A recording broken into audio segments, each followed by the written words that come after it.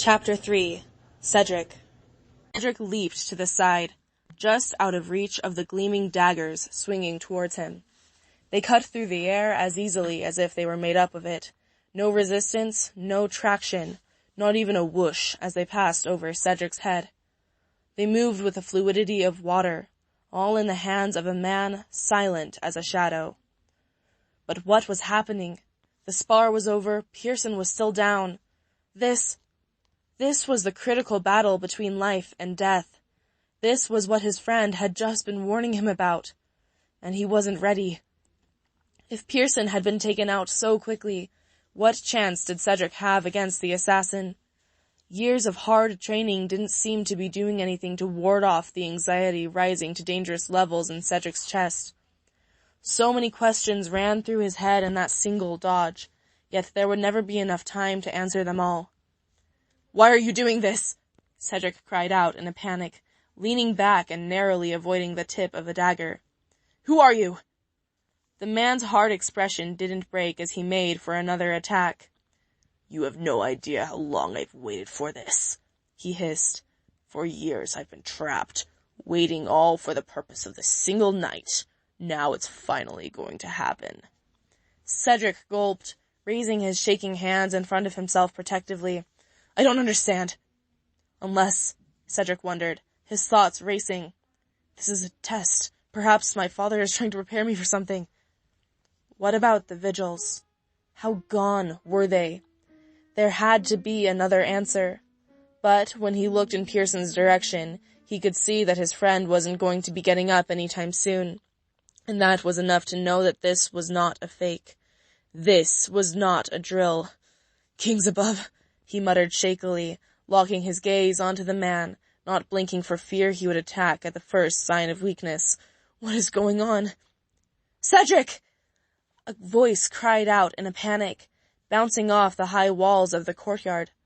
Out of the corner of his eye he could see a girl running, her appearance blurring behind the rows of pillars separating the walkway from the open space where the terrified prince now stood, unsure of what to do. The man's head swung around, locking on the girl.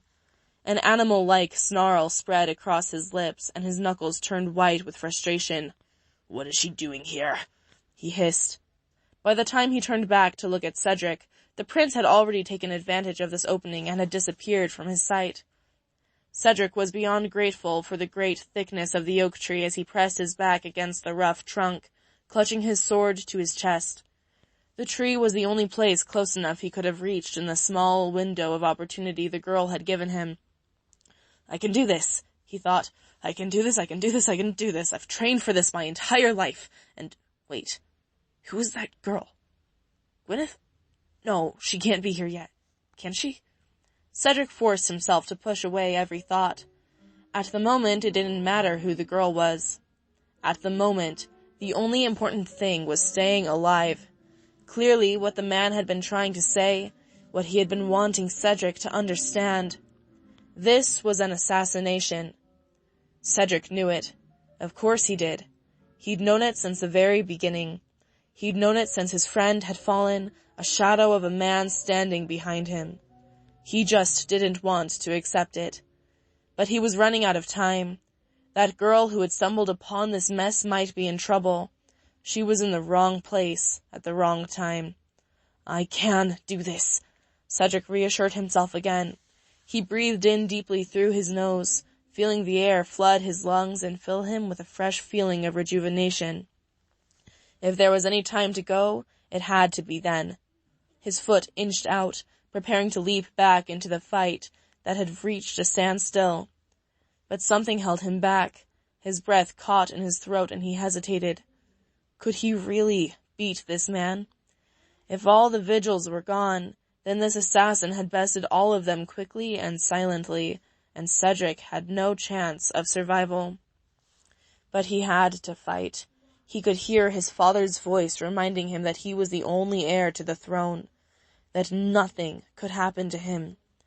He could hear him urging to keep pushing, to fight harder, to never give in to anyone but himself. He glanced behind the tree. The assassin had moved, Instead of waiting for Cedric to show himself again, he was now several paces away, stalking towards the girl. Without giving himself the chance to hesitate again, Cedric ran.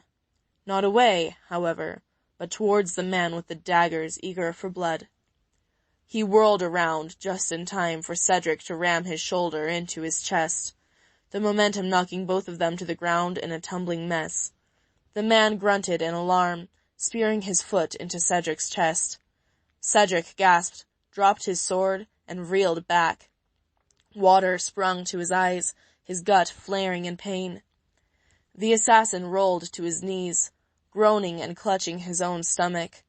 He stumbled to his feet, swaying like a drunken man. His hood and mask had fallen down, revealing the pained expression of Cedric's attacker. One hand pressed against the back of his skull. It came back with blood.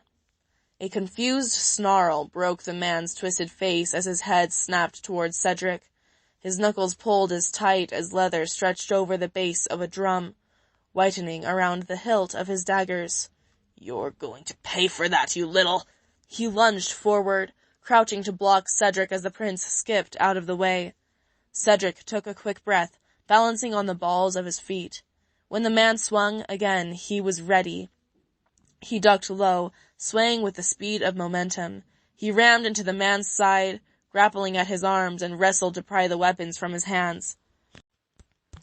The assassin grunted in surprise, but reacted too late.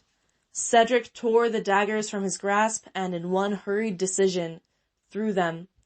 They clattered to the floor several paces away, well out of reach of either young man. As the man spun his head to glare sharply at his victim, Cedric thrust his elbow up into his nose, followed by a satisfying crack and a spray of blood. The assassin dropped to the floor, clutching his face and yelling in agony.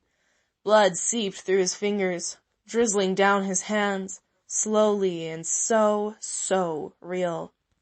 Panting, Cedric's head shot up towards the quivering girl, peeking behind a pillar.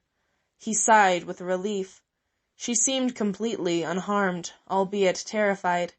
He began walking over to her, but stopped himself. Did he know who she was? What if she was working with the assassin? Most importantly, could he trust her? He was about to ask her name when a hand grabbed at his ankle and yanked him to the floor. With one solid jerk, his face hit the ground, splaying white dots across his vision. The man was on top of him the next moment, slamming a fist into his face vigorously. Cedric began to taste blood in his mouth, but whether it was his own or gore spewing from the assassin's broken nose, he couldn't tell. Cedric tried to pull away, but he could not escape as his head was rocked back and forth with blunt pain. The man, face red with excitement, lifted his fist, the knuckles pointing straight down at the prince's nose. "Good night, prince," he snarled, his eyes sparking murderously. "When you wake up again, your life will be hell." Cedric opened his mouth, offering one more plea to the kings. He braced himself for the hit, but instead of a fist breaking over his face, there was a heavy grunt as the man was torn from his chest. A blur of fabric and golden hair followed as the girl from before barreled into the assassin, pushing him to the ground. She had one of the daggers in her shaking hand that she used to ward off the man crouching before her. Cedric stared in awe of the girl, despite the obvious terror in her trembling. It was Gwyn. How had he not recognized her before? The shining blue eyes, the long golden hair, the very curve of her face. Here she was, right in front of him, his enemy's weapon in her hands, protecting him. Wow, he thought. He would have smiled, he might have even blushed, if not for the sight of the assassin crouched in front of her. He rose to his feet, blinking tightly to force away the bright flashes in his vision. Gwyn turned back to look at him, her eyes brimming with horrified tears. Cedric relieved the dagger from her hands, putting himself in front of the man instead. The assassin snarled and lunged back for the other fallen dagger. Cedric whirled on Gwyn. "Go," he urged, his eyes darting back to the man. "It's too dangerous. Get out of here." "Are you crazy?" she asked, eyes wide. "He's trying to kill you." "Then go and get some kind of help. Hurry." She bit her lip, but at his stern gaze, nodded. Sucking in a deep breath, she turned, gathering up her skirts into her arms and running to the cover of the pillars. As Cedric turned back to face his attacker, he felt a powered fist ram into his cheek, followed by the tearing of skin as a dagger in the man's hand raked across his cheek. Pain exploded through the left side of his face, forcing a scream from his lips. Cedric fell back, clutching his face. Blood poured over his fingers from the fresh cut. Through hazed eyes, he saw the assassin's eyes lock on Gwyn as she fled. His gut dropped as the man's lips stretched into a deep snarl. "Don't," he said, his voice cracking with panic. "This is between you and me."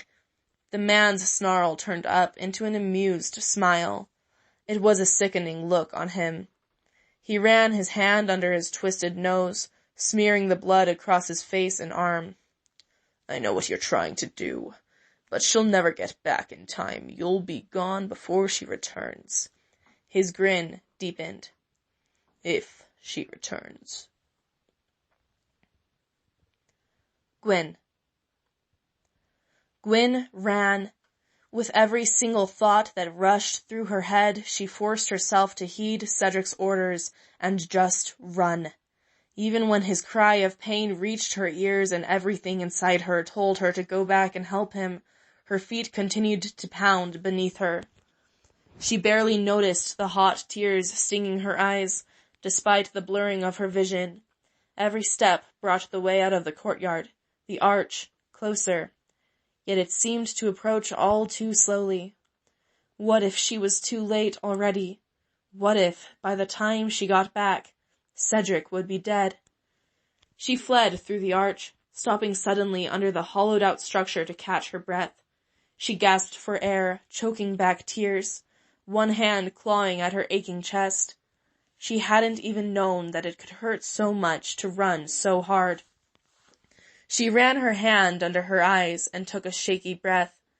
She could not let herself be stalled, not with so much at stake.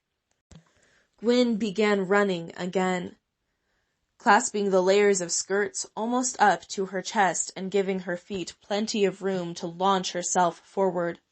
"Soldiers," she thought. "I need to find soldiers." Her first thought was of the captain of the guard that had greeted her at her arrival, but she had to turn it away.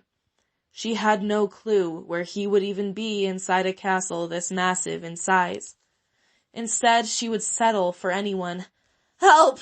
she called, her voice shaking with anxiety. "Can anybody help me?" There was no answer. If it weren't for the pounding of her riding boots on the cold, hard floor, it would have been dead silent. Dead? What if she was already too late? What if she had left in vain, and Cedric's bloody remains would be all that was left by the time she even found someone? He had trusted her to get help. He had looked her right in the eyes, his somehow full of something that she obviously been lacking, and still was. Courage? Faith? Perhaps she had acted on those sensations when she had forced the assassin off of him, but the second he had focused on her again, every single speck of emotional strength had fled her, as if it had been physically drained of her. She had yet to get it back. She rounded a corner, skidding as she made the turn at full speed. Her shoulder rammed into the wall and she had to hold onto a hanging tapestry to keep from falling. A disgusting metallic reek filled her nose, something that, unfortunately, she recognized all too easily. Blood. She was standing in a pool of blood. In front of her was the horrific, mangled body of a soldier, dead in his own gore. Gwyn shrieked and stumbled back, away from the dead, soulless eyes gazing into nothingness. away from the panicked expression permanently etched onto the man's face. She had seen death before. She had been there at the side of fatally ill men and women that Evander had desperately tried to cure and failed, telling them that they were going to be fine, that everything was going to be all right. She had held their hands as they drew their last breaths, looking towards an eternity and the stars under the benevolent rule of Visanon and his council of kings. But this was different. This was dark and terrible and bloody.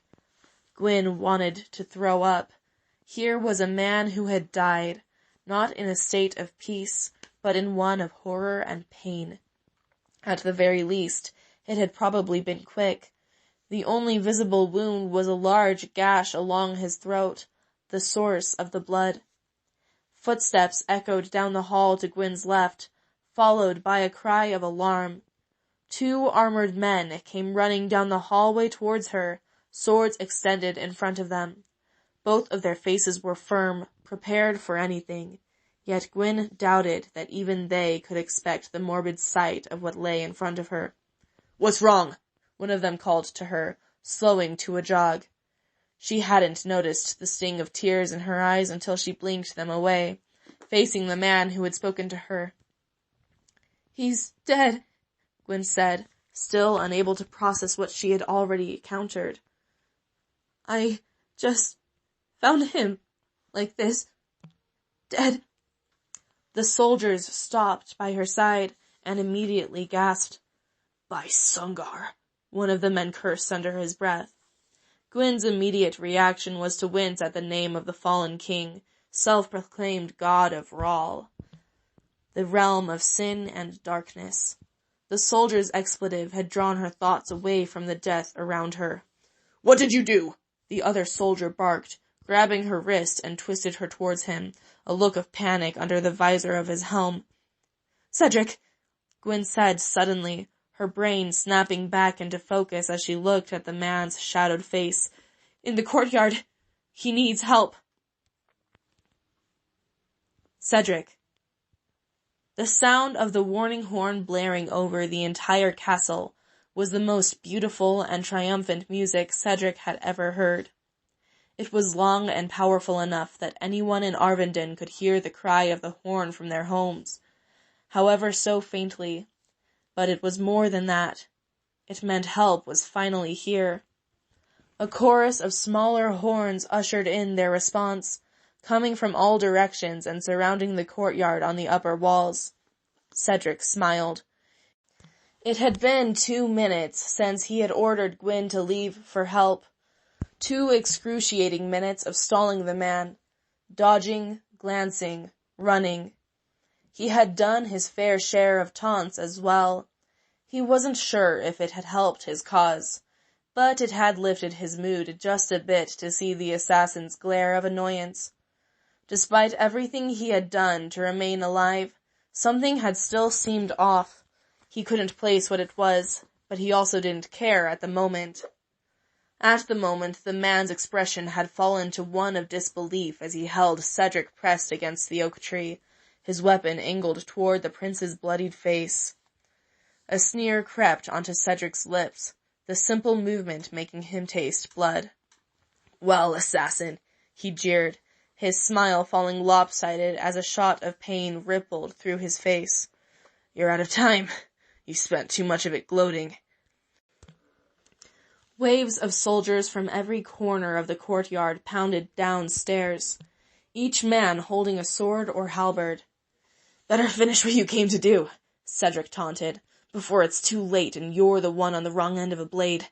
He nodded towards the other dagger in the man's clenched hand.